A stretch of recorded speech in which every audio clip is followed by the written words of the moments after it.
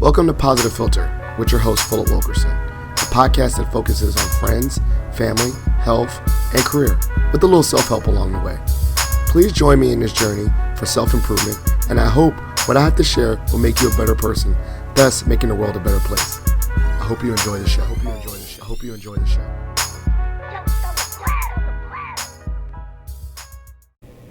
Hey, ladies and gentlemen, boys and girls, it's Philip Wilkerson back with another episode of Positive Filter. This is a very special episode. If you know, this has been released on July 3rd, 2020. Cuckoo! And that's a very special day for the Wilkerson clan. If you didn't know, it is our 10-year anniversary. And guess what? To do and commemorate that, I wanted a special anniversary gift. And during this quarantine, I said, Maggie, you know what I would want? I really want to do a podcast together. And my wife was so gracious to accept. And so if you're a new listener of the podcast, I'm married. Surprise. And I have a very lovely wife and two boys. And so before we get into the show, I'd like my wife to introduce herself. So for the listeners that listen to this show and don't know who I am, but most of the people are our friends and family that listen to the show. Can you introduce yourself for the listeners? Yes, I am Maggie, and like Philip said, we have two beautiful wild boys, and I am a social worker. Shout out. And I think that your career in social work was what's inspired me to get a master's in counseling, but we can talk about that another time because you're going to be on the show some other day too. But if you listen to the show and you've been with us for about 3 years, Maggie has been on the podcast before.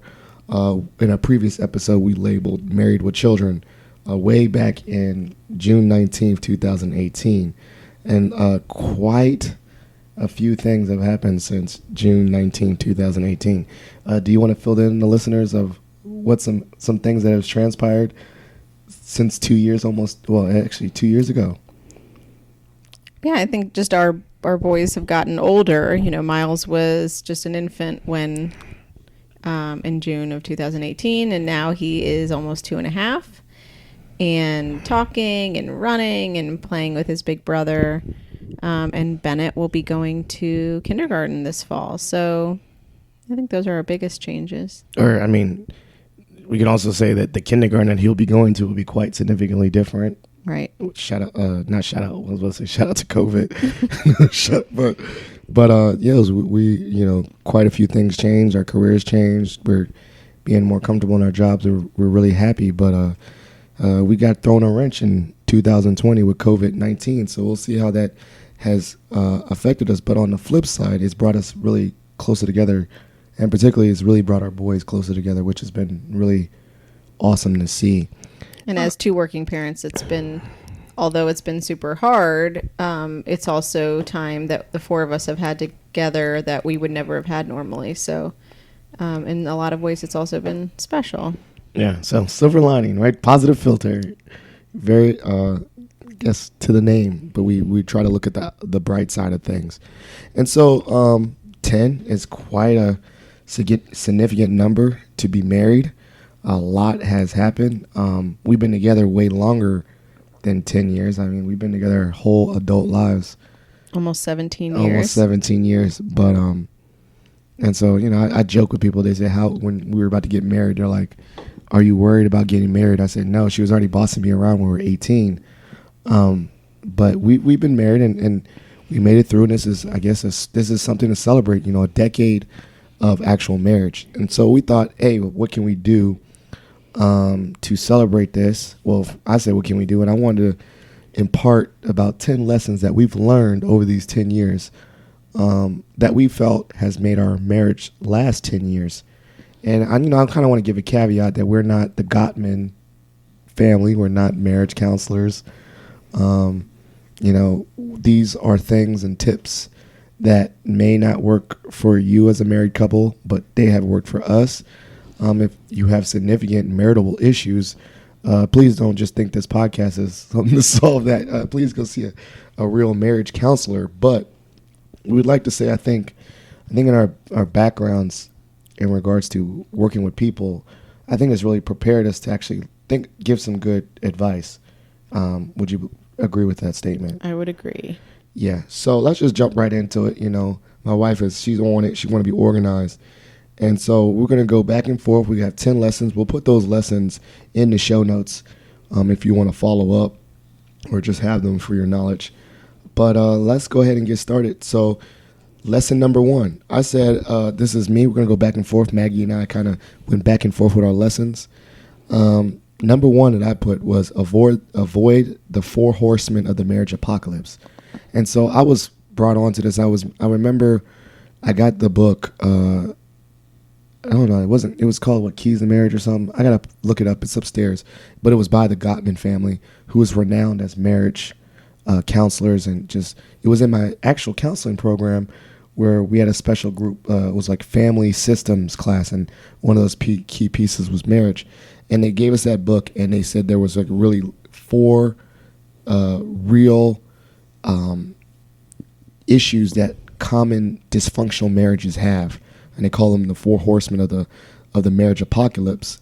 And whatever you do, really try to address them or catch yourself when you're using them. And so the 4 horsemen is criticism, defensiveness, contempt, and stonewalling.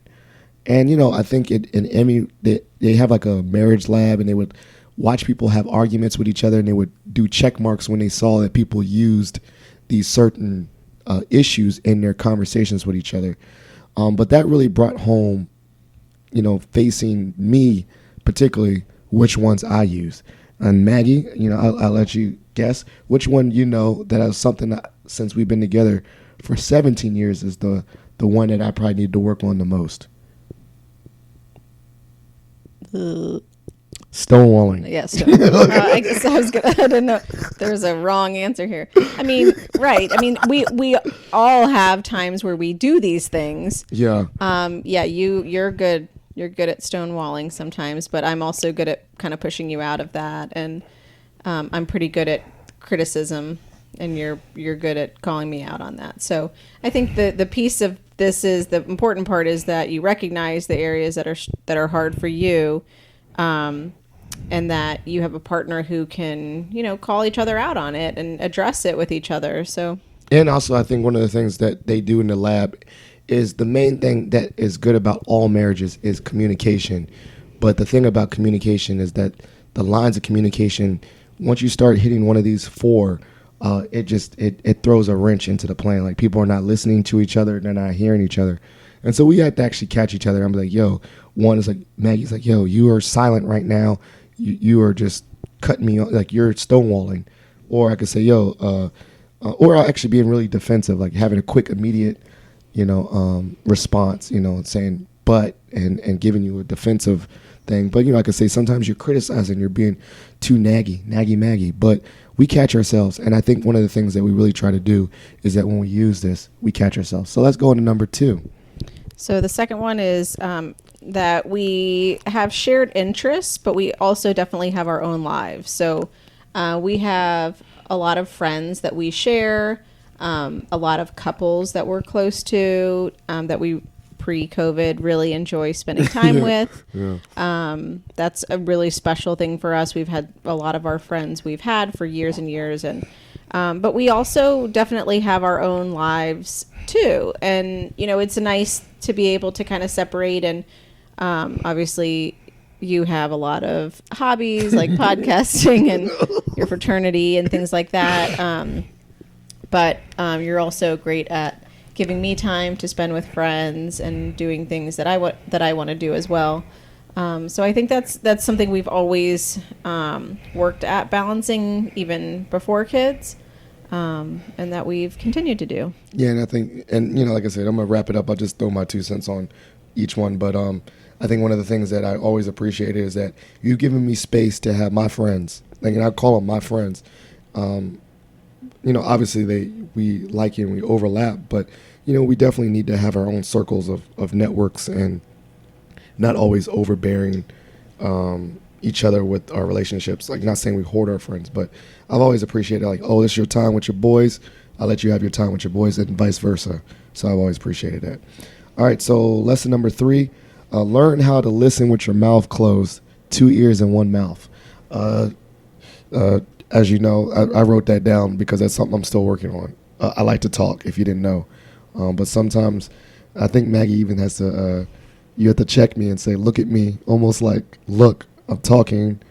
And then I have to like look and really focus on not interrupting. And then sometimes my mind thinks like, I have a question. You're telling me a story. This happens a lot.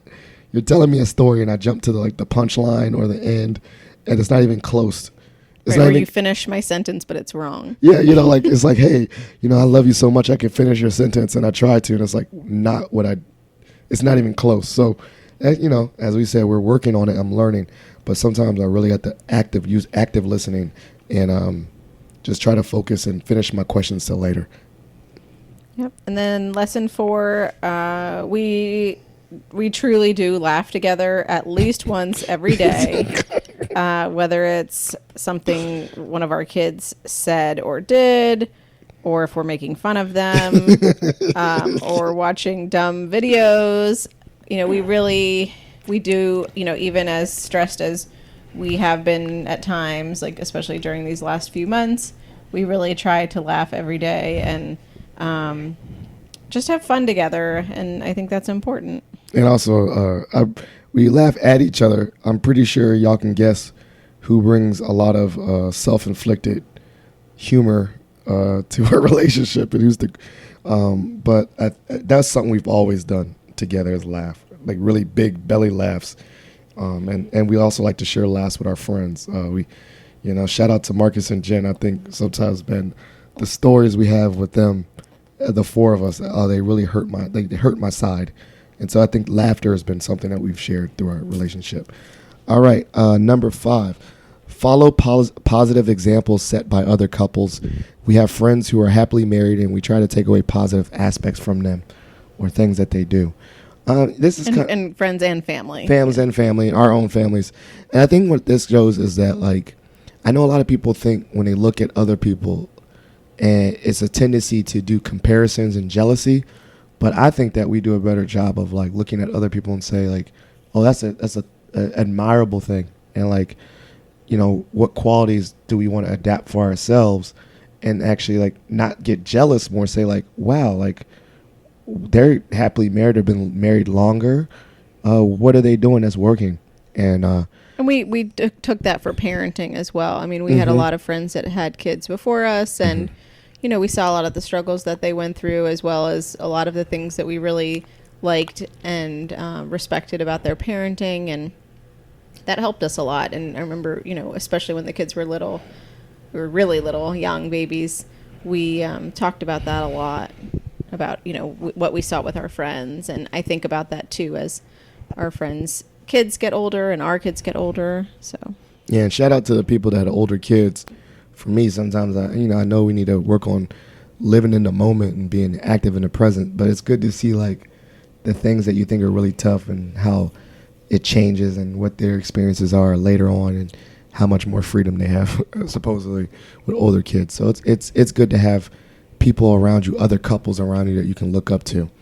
All right, you're all right. So lesson 6, we try to keep our drama in house. So we really try to avoid, complaining about each other to our friends, and we're both mindful of the fact that we've heard people complain over the years about partners and significant others, and it can sour the way that you see somebody. And so, we definitely both have our really close friends that we can vent to and we can talk to, and they get it.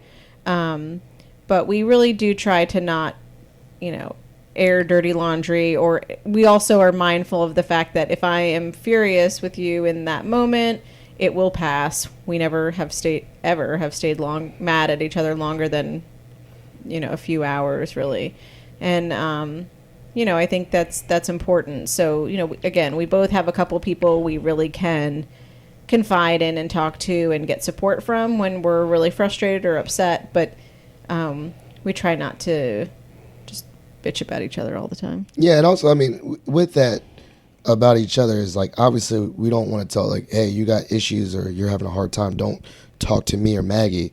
It's more like there's a line between like I'm upset at someone and like you literally are like dislike someone that you're with and airing that out, if that makes sense. Like a line where it's not just, oh, he did this or did that. It's more like it's a long term, really, bad issue, because at the end of the day, then we want to hang out together, and then we already have like this very like you said, a negative perception of someone.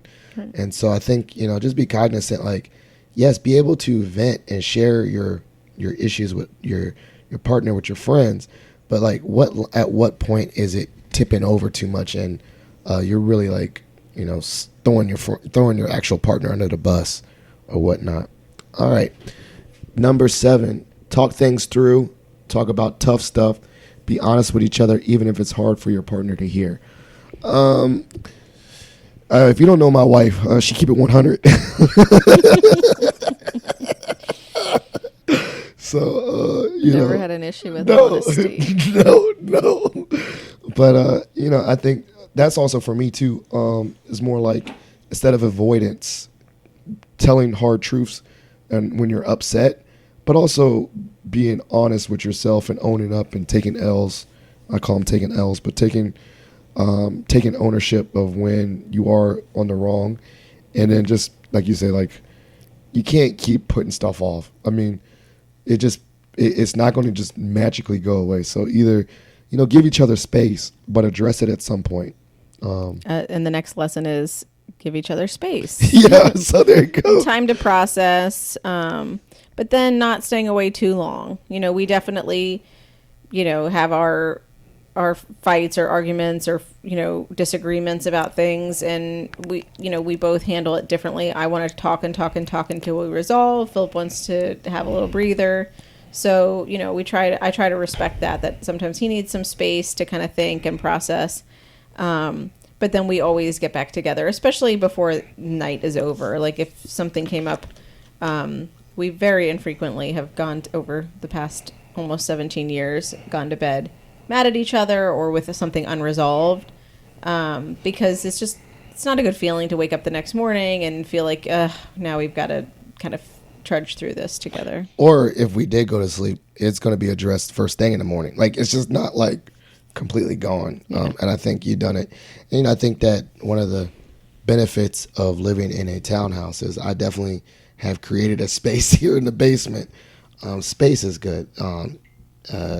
Like an actual physical space away to be by yourself. But at the same time, you can't completely disconnect and be gone for the rest of the week. So number 9 is having shared values helps a lot in marriage. We usually see eye to eye on most things: parenting, politics, human values, human rights. I would even add race, systemic racism. And we share a lot of like real core values. But you want to go into that a little bit? Yeah, I think, I always wonder how couples, get along well when they have extremely different values and value systems. And, I think it's hard. That's a hard thing. I feel lucky that that's just a barrier we don't have to deal with. And then our dog just threw up. Yeah, we're just going to keep that in. But so that, that's important. And, I never have to feel like we are arguing or fighting or disagreeing about something like that. About we just see eye to eye on pretty much most things in that realm. I think one of the things that just brought up, and I'll be real quick, I know you want, like, I could talk forever, but one of the things that was very interesting, we're not super religious, but going to premarital counseling before we got married, and we took that quiz for the Catholic Church, and we scored pretty much very similar on lots of things, and they did it like a blind, like you took the assessment, we took the assessment separately, and they wanted to see where you aligned, and we were pretty much, I guess they scored like 90% match, but we were pretty much in high matches for most values except for like money, and religion. And religion. We were. So I think since then we have come to be more in line with both religion and money. I think we've grown up a lot together and learned a lot together. And I think it was where we are too. We were kids. Yeah. And we also had different issues not issues, but different ways that we viewed money and how we spent money. Yeah. But that just goes to show like there's alignment, and I don't think everyone has the luxury of going to the counseling, pre-marriage counseling and doing an assessment. But I think that some of the things that we noticed was really good is that we noticed that what couples iron out or hammer out their issues before they got married and really talk about, do you want to have kids? How much money, how do you spend money? Do you want to spend it this way? I'm really upset, particularly us as a, interracial couple. Like, you see me for my identity and race. And so these are really core values that we have. And I think that we do have some variance on our core or on our values. We talk it out and we learn and we process with each other. So that's another thing too, I think we've grown. All right. So the last one is that we really tried to eat meals together as a family. Obviously dinner, we're not like the Brady Bunch. We don't eat every meal together as a family at a table, but we do eat together, and we're already starting with our kids who are 5 and 2, talking about our day, talking about, a highlight of the day, talking about things that were challenging. No screens allowed, even from the parents, from us as well. And we also, enjoy sharing food with the kids and cooking with them. And for us, it's just a way of showing love and reconnecting. Well, was that number 10? Because, so that's good. I mean, we made it through 10 lessons. So now we're going to open it up to some of the questions we have. We'll hit one in the comments. We got one from Dorothy, one of my coworkers.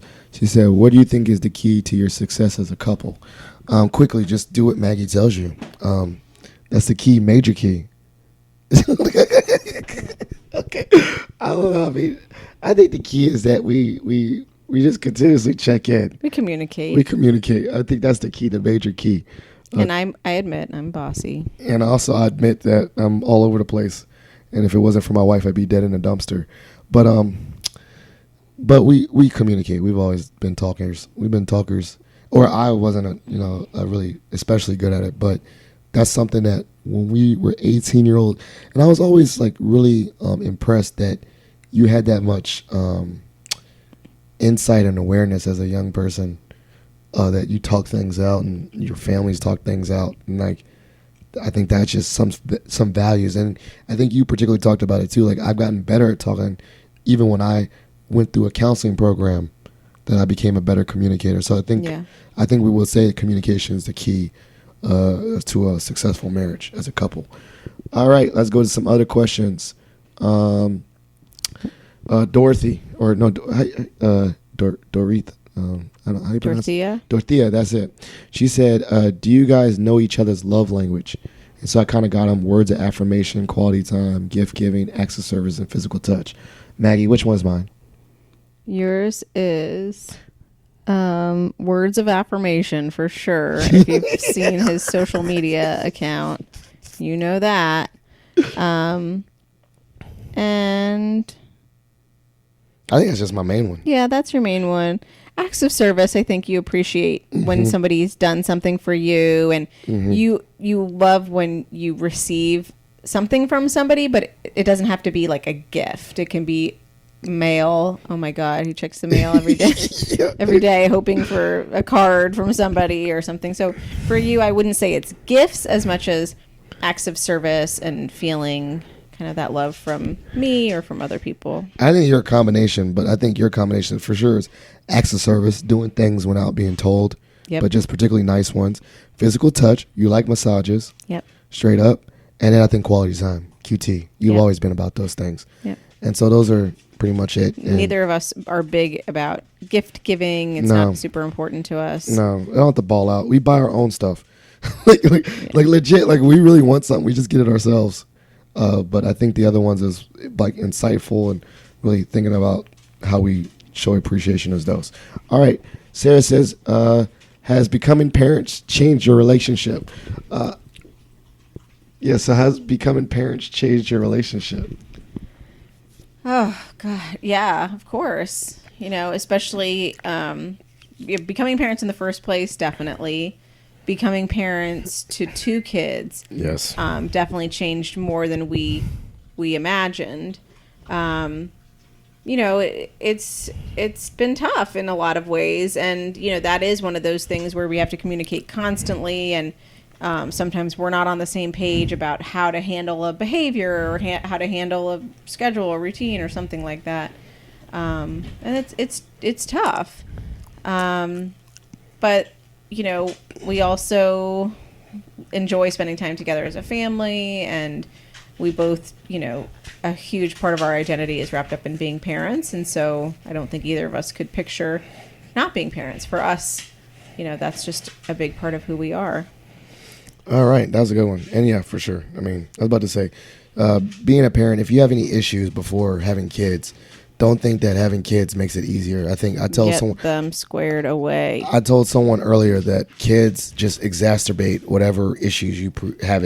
So if you fight over money, you're going to fight over money like times 10 when you have kids. If you already have a hard time spending quality time with each other, you're probably going to have a harder time spending quality time when you have kids. So anything that you need to address pre-kids, do it, because kids just exacerbate all those things and make it harder. All right, so Marissa, she said, how do you two approach conflict when there seems to be no solution? I don't think, I would say there's very few times where we had our line in the sand, non-negotiables. I would say mine, I would be honest, is like when I wanted to do something, I do it like like a hobby, or a fraternity, whatever. I wanted to do that, and that was something I was very, very firm. But I think in regards to, one of the things about the compromises is I think over time we realize which ones are like non-negotiables, feet in the sand, I'm not compromising kind of things, and which ones are. So I don't think we've really come to many moving forward. We haven't really gotten to ones that like we are legit not going to find a middle ground.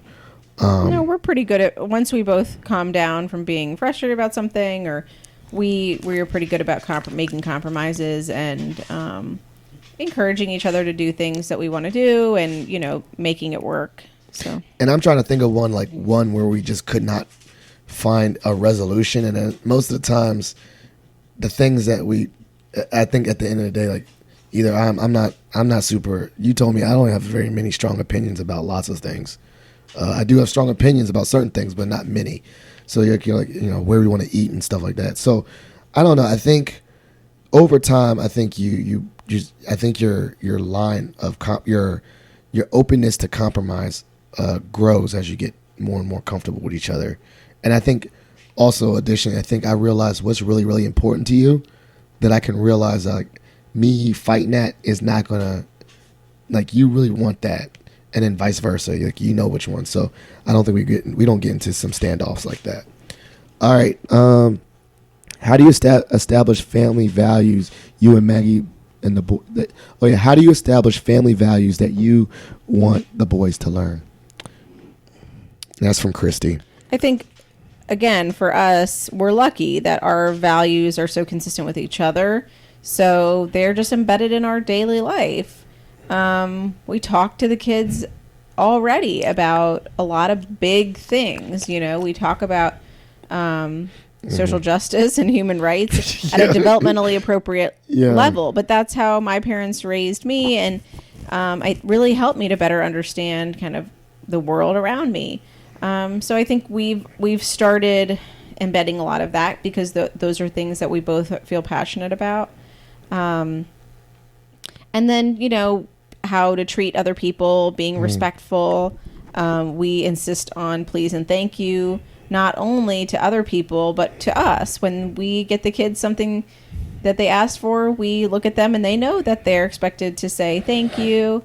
I think that's important. We both, luckily we haven't had much disagreement about how to raise the kids. And I think one of the things too is that we enforce gratitude and appreciation, is that we actually even say, like, what's the best part of your day?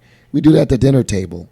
And so I think the thing about our values is that Maggie said it, we make it kid appropriate, but we also just embed it into our daily lives. Like, yeah, and even though Miles isn't at a stage where he's able to articulate that, he's sitting there, he's listening, he's hearing us, and soon he will join in that and be able to more clearly articulate, things he feels happy about and things he's feeling frustrated. A big thing for me is, for the kids to be able to talk about how they're feeling and appropriately identify and label their feelings for whatever they are. And already at 2, Miles, mad. I'm mad. Or he says, "Thank you, Daddy." Like, so he says, "Thank you." So he knows he'll pick up on it. All right. Another one from Christy. What has been the biggest lesson you learned in your relationship with one another? What's the biggest lesson or lessons? Well, Patience. I've had to be very, very patient. I was going to say mine was the opposite, was more like slowing down and also like being more aware of outside of myself. Like almost like I needed social cues why you would be upset or what, like process, like perspective taking. There it is. Like understanding someone else's perspective on why if I did this, you would be upset. Oh, I get it now, but I didn't get that. It's kind of in my lane. So perspective, and then yours is patience. But hey, hashtag prayers for Maggie. Just don't stop. All right.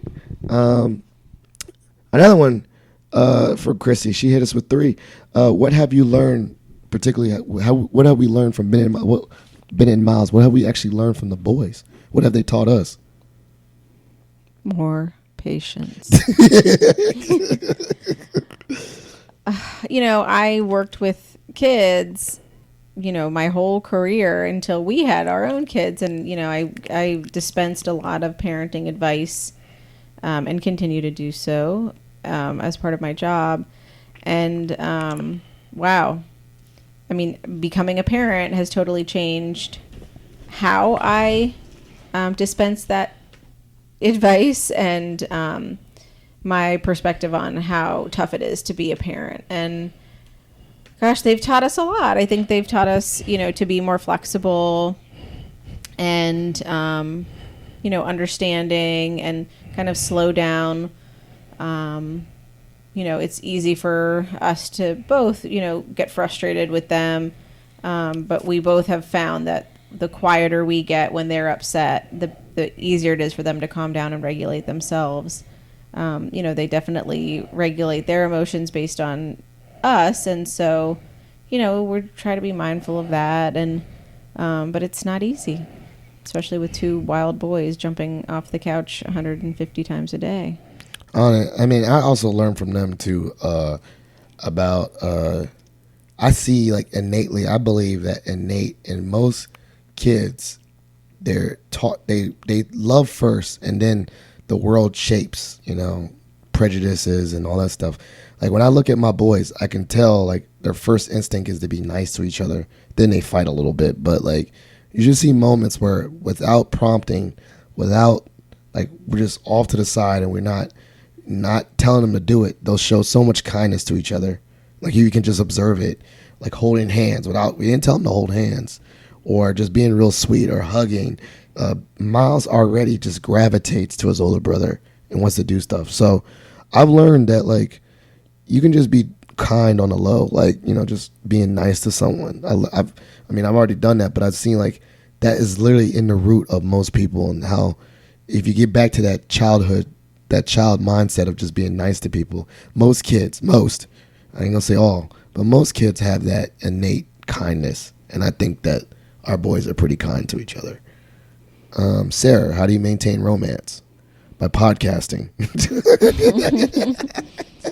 We try to go on dates regularly, which is sometimes just hard to do, and it feels exhausting kind of making the arrangements and plans to do that. But every single time we do that, we are so glad we did. Yeah, it's a good battery. I think you just said that, like every time we've gone on a date, it's always been a great recharge. I've enjoyed all our dates that we've gotten a chance to do, especially with the 2 boys. Yeah, but it is hard. It is hard to maintain that when, in normal times we're both working full-time jobs. we have the kids, we're dealing with the house, I put the kids to bed, and I'm doing laundry and cleaning up, and it's hard. It's hard, and we kind of acknowledge that, and we are excited to go on our first date on Friday night for our anniversary in many, many months. Hold up, is that really our first date in a while? I thought we went to like one. No, that is our first date in a while. Wow. At least since COVID began. Is it a COVID? Oh, wow. So, yeah, we're looking forward to that a lot. So, things like that, looking forward to that. And as I said, I mean, with the funds and resources, just doing time with each other. Okay, we're going to go to our last one. Last question. Was this our last question? Yeah. It's our last question. It's pretty heavy. It's from Sydney. Said, have you and Maggie experienced marginalism, oppression, prejudice as an interracial couple? How did you combat this? I got like a hardcore story. You want to go first, or I'll go first with this? You can go. All right. So, as an interracial couple, I think one of the things, there's many times we used to joke. We used to say, I see. I mean, interracial couple, and see them in public spaces and seeing looks and stares, and how you navigate a space and what people are obviously looking at you and thinking. But one of the times that like stands out was when we were in Bowie, Maryland, and being very young. We were only 18 at the time, and I wasn't aware of space like that. Like I said, sometimes I was in my own tunnel vision, not looking, and you were head on a swivel, and you noticed an older gentleman in Bowie at a grocery store. I was at Bowie State for college. You noticed a gentleman was staring at us, a white gentleman was staring at us. And you even said something like, yo, chill, like, don't be, so PDA. And I was hugging on you and kissing on you, like little 18-year-old stuff. And you're like, chill, like someone's looking at us. And I was like, I don't care. And we went through the line and check out. And as we left the store, the dude rolled up in his car, rolled down his window. And he didn't specifically yell at me. He called you he said, N-word lover. And I was like, wow, that was pretty trash. And being an 18-year-old, also experiencing being called the N-word previously individually, I wasn't so struck by it, but you were very affected, and I realized that was a real harsh reality of, I think, another time of instance of my blackness having even an effect or rolling over to you, and that I also, it was another reminder of being aware of my space, which was kind of sad because I at that moment, I was like, we were in Maryland or something like that. I didn't think it was, I thought it was not the deep South or something. And that's just something I have to be aware of. And I think we've been more cognizant. We have other stories like going down south in Georgia and getting looks and getting pulled over for following the car in front of us too closely when we were in bumper to bumper traffic going 5 miles an hour. The things like that where, it's woken me up for sure. I mean, like Philip said, we've been together since we were kids. We were 18. We were freshmen in college. So we were young, and it did shake me because I hadn't ever experienced anything like that. And, I think I've had a lot of experience now being the only white person in a room at parties, events, and, Bowie State visiting. And I think that's something that all white people should experience, and I think that's something most white people have not experienced. And it helps you to understand a little bit how, I know, how many times have you been the only black person at an entire wedding or an event? And, I think it's just important to understand that feeling, that feeling of perhaps feeling unsafe or, just self-conscious or, feeling like people are looking at you. It's an uncomfortable feeling, and sometimes you just have to sit with that, and it's tough. Yeah, and I think the way I was about to say, how do we combat it? I think it's just everything. Communication. We talk about it. Like we also have some great, some of our best friends are in interracial relationships, and that's a frequent topic of discussion when we all get together. and it's helpful. I think it's helpful to, we laugh and joke about it sometimes. And sometimes we have some real conversations, both about being in an interracial relationship and also about raising biracial kids. So I think that's been a helpful way for us to combat it, is by talking about it with other people who are in similar situation. I would say one more thing about combating is equipping ourselves mentally by learning. And we watch documentaries, we read books separately. I think we just kind of, we had to be self-aware, of systemic racism and all these different things. And we were way before it has recently become buzzwords. For us, this is what we've been living. We talked about this stuff before. I remember we watched that movie. I can particularly remember one time we watched a very racial heavy movie, Crash. You remember that? Yep. And I was so uncomfortable watching Crash with you. You were mad at me afterwards. Yeah, it was.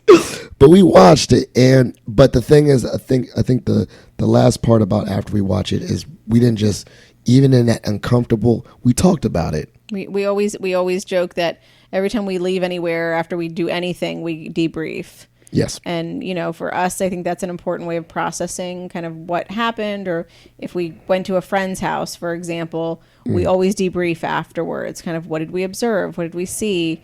How did we feel? And, we do that after watching a movie or after, reading an article.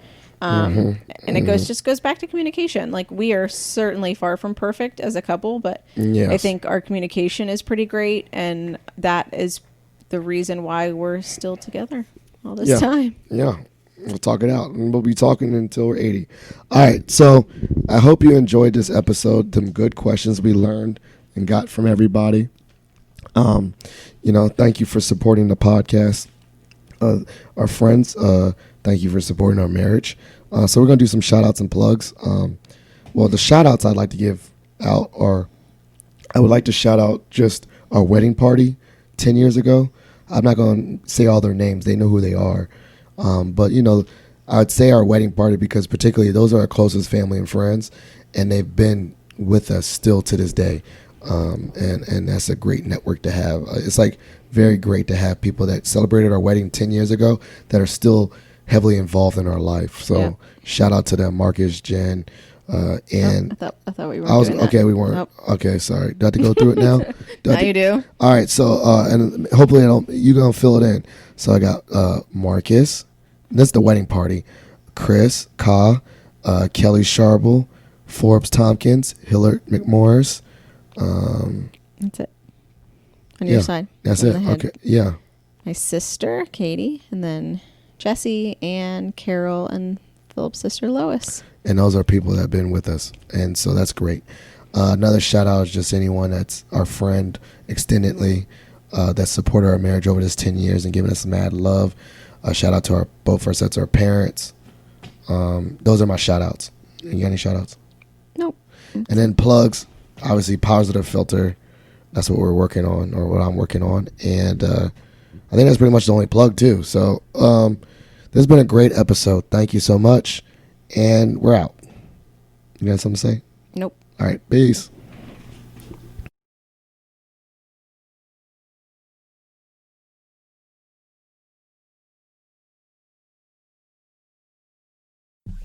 Thank you for listening to Positive Filter, a podcast that focuses on family, friends, career, with a little self-help along the way. If you enjoyed this podcast, please share it with your family and friends, and like the Facebook page, Spreading Positivity of Movement. Thanks for listening.